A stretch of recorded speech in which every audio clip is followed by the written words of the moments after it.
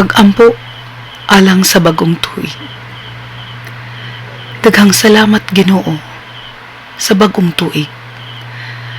Kung diin kami nimo gibuligan sa daghang grasya, hilabi na sa grasya sa kinabuhi, sa grasya taliwala sa presensya o kinabuhi sa among mga mahal.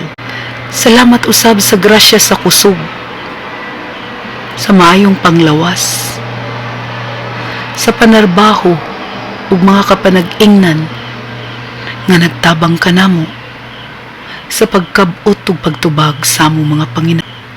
Salamat ubuhing Dios, among amahan, sa mga oportunidad nga nasinati matagtak na, sa kalipay ug sa mga tabang at ubangan sa mga hagit, mga kapakyasan, sa panahon sa kapitos ug kalisdanan.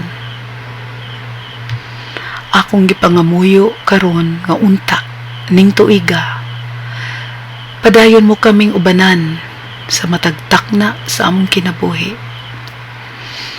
Palihog, hayagi ang among dalan, hilabi na mga dalan sa mga nahisalaag, nga unta mahibalik na sila kanimo sa hinanaling panahon.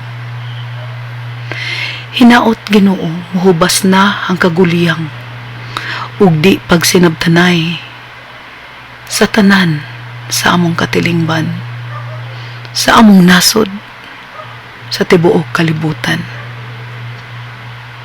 Panalipdi ang imong mga anak at tubangan sa mga dautan, sa mga tumunga di maayo.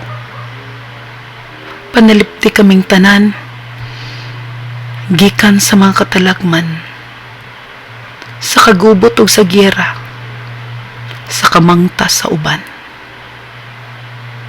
Ginoo, hinaot padayon mo kami tabangan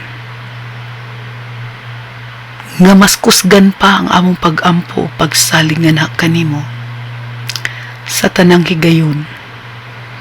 Hilabi na sa panahong makalimot kami kanimo, taliwa sa among kasadya, kadaugan, kalambuan, taliwa sa among kaguol, sa among kasuko, sa kasina, sa walay katagbawan. Palihog ayaw tuguti amahan nga mahisalaag kami sa daotang dalan, nga mutalikod kami kanimo, nga mubiya kanimo. Panalipdi kami sa tanang dautan, mga daotang tinguha ug mga buhat gikan sa among isig kaingon, nga makadaot kanamo. Tabangi kami nga mubarug kanunay sa kamatuuran, ug pilion ang kaayo ug kamaayo, bisan pa sa mga daotang temptasyon, nga mahimong bakpakapalukmay kanamo. Ayaw kami itugyan sa mga panulay o kadaot.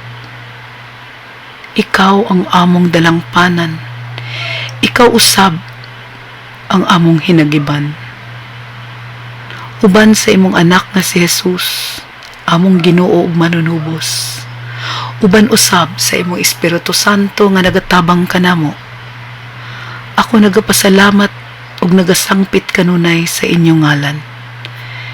Kining tanan akong gihalad alang sa inyong dungog ug himaya hangtod sa kahangturan. Amen.